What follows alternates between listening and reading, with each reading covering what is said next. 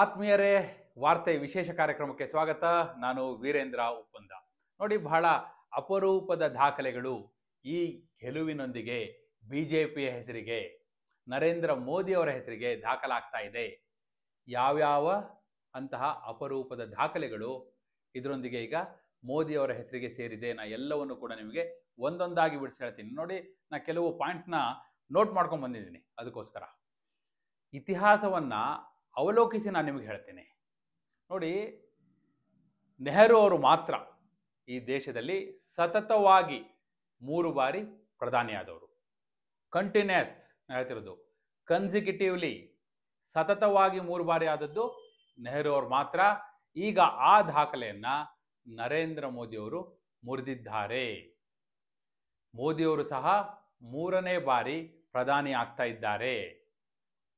ಆದರೆ ಒಂದು ಗಮನಿಸಬೇಕು, ನರೇಂದ್ರ ಮೋದಿಯವರು ಕಳೆದ 10 ವರ್ಷದಿಂದ ಪ್ರಧಾನಿಯಾಗಿದ್ದಾರೆ. ಮುಂದೆ 5 ವರ್ಷ ಈಗ ಅವರಿಗೆ ಜನ ಅವಕಾಶವನ್ನು ಕೊಟ್ಟಿದ್ದಾರೆ.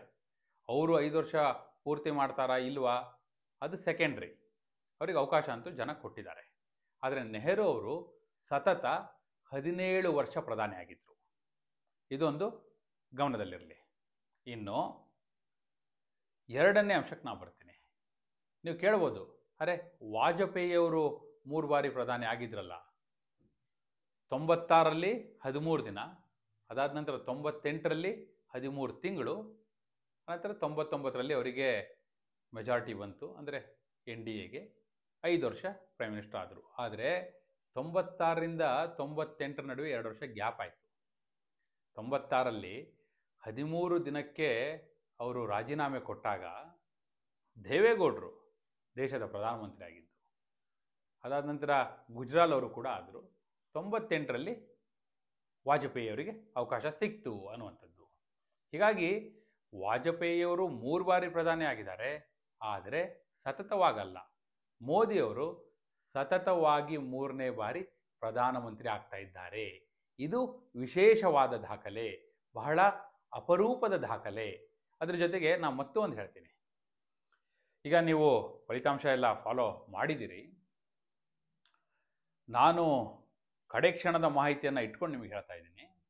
ಒಂದು ವೇಳೆ ನರೇಂದ್ರ ಮೋದಿಯವರು 370+ ಅವರ ಗುರಿ ಏನಿದೆ ಅದನ್ನು ಕ್ರಾಸ್ ಮಾಡದ್ದೇ ಆದರೆ ಆ ದಾಖಲೆಯನ್ನು ಮಾಡಿದಂತಹ 2ನೇ ಪ್ರಧಾನಿ, 2ನೇ ನಾಯಕ ಮೋದಿ ಆಗ್ತಾರೆ.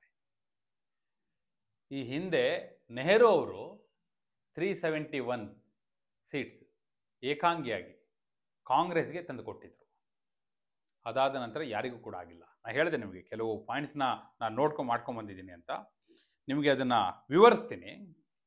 ಯಾಕಂದರೆ ಇತಿಹಾಸದಲ್ಲಿ ಸಾಕಷ್ಟು ವಿಚಾರಗಳು ನಮ್ಮ ಗಮನಕ್ಕೆ ಬಂದಿರೋದಿಲ್ಲ, ಅಥವಾ ಈ ಸಂದರ್ಭದಲ್ಲಿ ನಾವು ನೆನ್ಪು ಮಾಡ್ಕೊಂಡಿರೋದಿಲ್ಲ.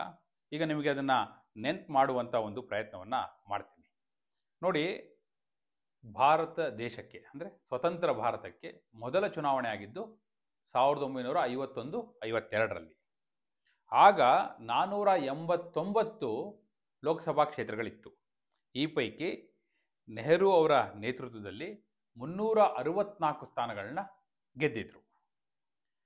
ಆಗ ಕಮ್ಯುನಿಸ್ಟ್ ಭಾಳ ಸ್ಟ್ರಾಂಗ್ ಆಗಿತ್ತು. ಹಾಗೆ ಸ್ಟ್ರಾಂಗ್ ಆಗಿದ್ದರೂ ಅವರು CPI ಗೆದ್ದಿದ್ದು 16 ಸೀಟು ಅನ್ನುವಂಥದ್ದು ದಾಖಲೆಗಳ ಪ್ರಕಾರ. ಆಗೆಲ್ಲ ಬ್ಯಾಲೆಟ್ ಪೇಪರ್, ಈ ₹1 ನೋಟು ಬರುತ್ತಲ್ಲ, ಆ ರೀತಿಯ ಬ್ಯಾಲೆಟ್ ಪೇಪರ್ನ ಯೂಸ್ ಮಾಡಿ ಚುನಾವಣೆಯನ್ನು ಮಾಡಿದ್ರು ಅಂತ. ಅದಾದ ನಂತರ 1957, ನೋಡಿ ಈ ಚುನಾವಣೆ ಬಹಳ ಮುಖ್ಯ, ಗಮನದಲ್ಲಿಟ್ಕೊಳ್ಳಿ. 57ರಲ್ಲಿ 371 ಸೀಟನ್ನು ನೆಹರು ಅವರ ನೇತೃತ್ವದಲ್ಲಿ ಕಾಂಗ್ರೆಸ್ ಗೆಲ್ಲುತ್ತೆ. ಹೈಯೆಸ್ಟ್ ಗ್ರಾಸ್ ರೆಕಾರ್ಡ್, ಕಾಂಗ್ರೆಸ್ ಏಕಾಂಗಿಯಾಗಿ ಗೆದ್ದ ಸ್ಥಾನಗಳು. ನೀವು ಕೇಳ್ಬೋದು ಮತ್ತೆ, ಹಾಗಾದರೆ ರಾಜೀವ್ ಗಾಂಧಿ ಅವರ ನೇತೃತ್ವದಲ್ಲಿ 84ರಲ್ಲಿ 404 ಸೀಟ್ ಗೆದ್ದಿದ್ರಲ್ಲ ಅಂಥೇಳಿ. ಹೌದು, ಇಂದಿರಾ ಗಾಂಧಿ ಅವರ ಹತ್ಯೆ ಆಗಿತ್ತು. After Indira Gandhi's assassination 404 seat ಗೆದ್ದಿದ್ದು ನಿಜ. ಆದರೆ ಆಗ ಅವರಿಗೆ ಹಲವು ಪಕ್ಷಗಳು ಬೆಂಬಲವನ್ನು ಕೂಡ ಕೊಟ್ಟಿದ್ದು ಅನ್ನೋದು ಕೂಡ ಗಮನಾರ್ಹ ಇಲ್ಲಿ.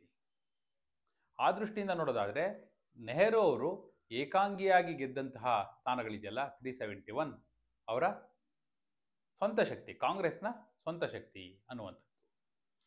ಈಗೇನಾದರೂ ಮೋದಿಯವರು ಅವರ ಗುರಿಯನ್ನು ಇಟ್ಕೊಂಡಿದ್ದಾರಲ್ಲ 370+ ಅಂಥೇಳಿ, ಅದನ್ನು ಮುಟ್ಟಿದ್ರೆ, ಈಗ ನೀವು ಫಲಿತಾಂಶ ನೋಡಿರ್ತೀರಿ, 370 ಕ್ರಾಸ್ ಆಗಿದ್ದರೆ, 371 ಮುಟ್ಟಿದ್ರೆ, 372 ಆಗಿದ್ರೆ ನೀವು ಅಂದ್ಕೊಳ್ಳಿ ನೆಹರು ಅವರ ದಾಖಲೆಯನ್ನು ಮೋದಿಯವರು ಮುರಿದಿದ್ದಾರೆ.